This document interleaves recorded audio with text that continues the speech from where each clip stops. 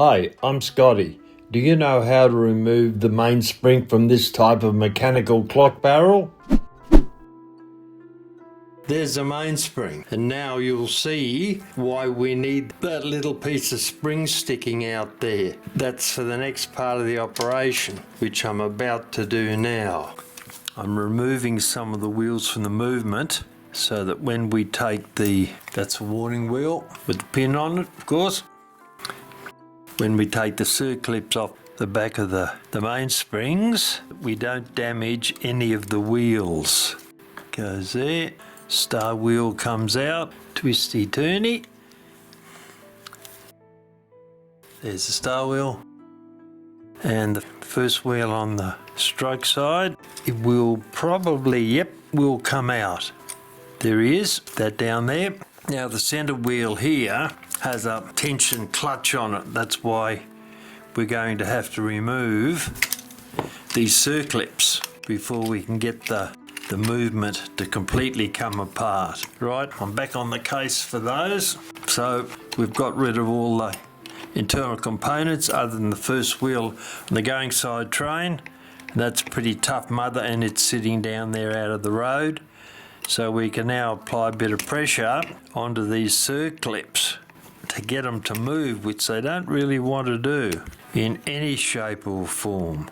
They are tough mothers. Don't want to snap them, and I don't want to lose them around the room. But there is no other option other than to remove those, because there's not sufficient leeway in the top plate for us to be able to slide it off and leave the barrels there. Nope, it ain't gonna happen. All right, back here. And I think I'll do this off camera because this looks like it's going to take a bit of time. They keep spinning round. Right, I'll get these off and then I'll come back. Well, they were pretty tough little mothers to get off. And as I said before, you always need to have a look and see. These are the ones that came off the levers on the movement. And these circlips, these two bigger ones, came off the mainspring barrels. So we know which goes where. We don't attempt to put the wrong one in the wrong place. All right, now we turn the movement over. All things being equal, we should be able to lift the top plate high enough to slide the mainspring barrels out.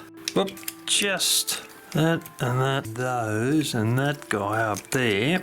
And that's under there. If we get that out of there, we can slide that out. And I don't know, I think it's going to make a liar out of me somehow. That is on this round piece that should now just slide straight out, which of course it doesn't. And we can't move that without it. That will pull out at the back, but it's still got to run through this piece at the front.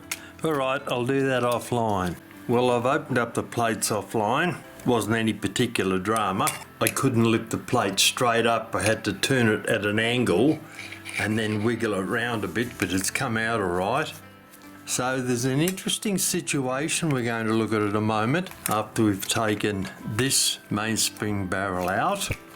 And to do that, we've got to remove this clutch here on the center wheel, and it's got a tapered pin in, so I'll remove that first. I think that's why it went in. I'll try it the other way just in case. No, pretty sure it went in that way. It's a pretty thin one, a small one actually. See if I can pull that out this side.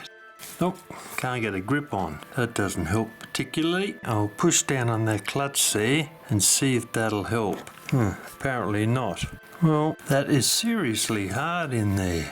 It's still got, if I can't get it sorted this time, which it appears I'm not going to even though I'm pushing the clutch down, and I don't care if I lose the tapered pin because we've got to make a new one for it anyway, but having said that, there it is. Alright, we'll drop that over there. Now, the centre wheel comes off. Is that oil there? A little bit of oil in there. That's the centre wheel, by the way. That's the spring clutch that sits on top of it, complete with its washer there, which I think I've bent a tiny little bit trying to get that out. Alright, I'll have to flatten that out later on. I'll put them aside over there for the moment. Now we can remove the strike side mainspring. But I noticed something interesting when I was looking at the mainspring barrel and its arbor on the other side when I took it out, that round piece there, even just looking at it, certainly appears to be larger than that hole there where it was sitting, like so. Now normally, if you've got slots where the mainspring barrel sits in the plates, you just push the barrel in tightly till the round section comes up and then you can lift it straight out. But in this instance you can't. And for those amongst us who don't actually believe that that's correct, I'm going to show you that it is. Simply by, I'll get my vernier up and running and we'll check it and see. Loosen that off. Set the vernier on 0. Now we'll measure the inside diameter of that hole there. We'll do that one first, and that is 5.86 millimeters. Alright, that's the diameter of the hole, internal. Now we look at the diameter of this round section on the winding arbor here. Put it over the top and we see that says 5.97. I'll go back and check this. 5.84. And then if we measure, reset this to 0, if we measure that section that's cut out there where we are allegedly going to slide the arbor out, the arbor measuring 4.18 mil, the square section, reset the vernier. Now we're going to measure the width of that flat section there, and that is 3.20 mil. So for some strange reason, the round section of the arbor and the square section here of the winding arbor where the spring goes are both wider, fatter than that section there. So there is no way that we're going to be able to slide that arbor, the winding arbor, out through there to easily remove the mainspring barrel, and that's what they're normally in there for, and that should in theory just slide straight out. But as you can see, there is no way that that is going to happen. Alright, so why that is the case on this clock movement I have got absolutely no idea, but I imagine it has a purpose, otherwise they wouldn't have wasted time and money setting up the tooling to cut that piece out of the front plate. So I'll have to look into that later and see what we can see. Alright, what we're going to do now is we're going to remove the springs out of the mainspring barrels so that we can put all the brass parts into the ultrasonic cleaner. And if you look at both of these springs one at a time, you can see how tight these outer rings are, these outer coils are, and the inner coils spaced quite evenly around the arbor. So that means approximately, because we won't know till we get the spring out, but that gives us a pretty good idea that the spring should be in reasonably good condition. That was strike side train mainspring. We'll have a look again. Very tightly wound here, and 1, 2, 3, 4 coils there are very close to being equidistant from the center of that winding arbor. Alright, we might be in good shape here, spring wise. Alright, I'll get the spring winder set up and then we'll take these springs out and then we can put the parts into the ultrasonic cleaner. Right, we're now ready to take the mainspring out of the barrel. First thing we have to do is remove the teeth. Turn this section anti-clockwise and it pops straight up like so. So I'll put that in the going side train dish so we don't get them mixed up. Now, second thing we have to do is find a sleeve, one of these guys, that fits inside the barrel but as close as possible to the side. And you can see that there's a bit too much movement there, so I'd consider that to be too small. Now the next one is quite a tight fit, and that is the one that we will be using. Okay, we check and see which way the spring winds in that direction. So we set the winding arbor into the jaws of the chuck here and tighten it down, and we now reverse the flow of the winder because that's the direction it winds up in.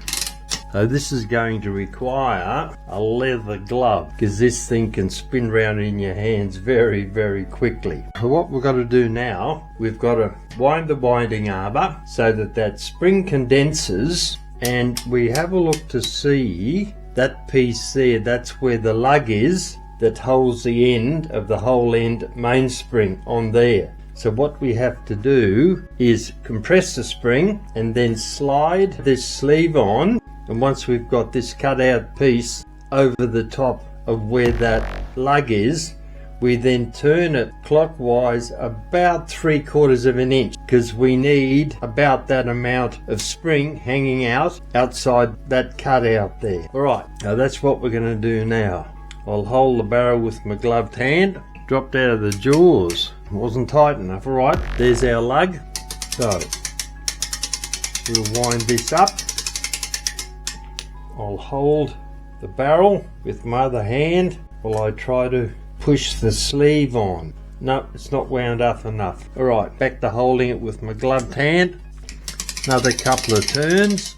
Change hand and check to see if we can get, there we go, that square section on the sleeve is sliding over the top of the lug there. So now we need to turn it. I'll hold both those and I'll compress the spring a bit more. Now we need to turn it a tiny little bit and I'll let that run down in my hand. Alright, so the spring is now contained within that sleeve.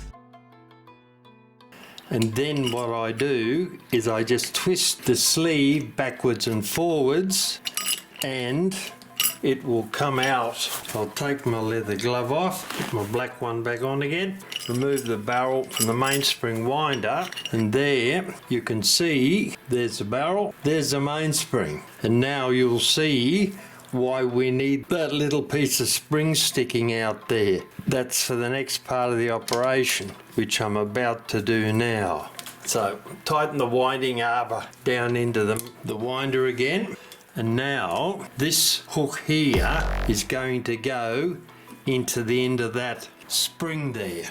And what I'll do in actual fact, it's a little bit tight. I'll open that up just a tiny little bit with a blade screwdriver so that that hook will fit in to that section. Pull that out a bit of the spring. I'll put my leather glove back on again. We'll wind the winding arbor up, reverse the flow, wind the spring up, and it'll shrink inside the sleeve. Once we can slide the sleeve off, which is there, we then hold the spring. We don't want it to go twang. Reverse the flow of the spring winder, and with your leather glove slowly unwind the spring winder, keeping an eye on the spring.